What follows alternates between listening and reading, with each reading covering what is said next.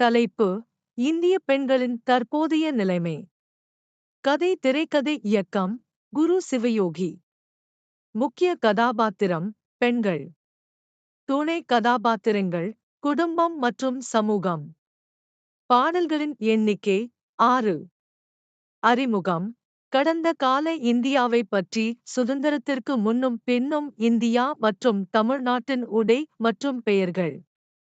இடைவெளி: உணர்ச்சி ரீதியாகவும் நகைச்சுவையாகவும் தலைப்புடன் பொருந்துகிறது.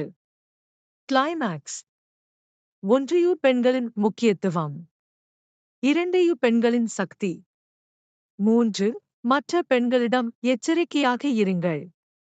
நான் புரிந்து கொண்டது: நிதி ரீதியாக சார்ந்திருக்கும் ஒரு பெண் சமையலறையை ஆள முடியும். நிதி ரீதியாக சுதந்திரமாகவும் படித்த பெண்ணும் இந்தியாவை ஆள முடியும். கேள்வி: சமூகத்திலிருந்து சுதந்திரம் பெறாமல் சமாதியை எப்படி பெறுவாள்?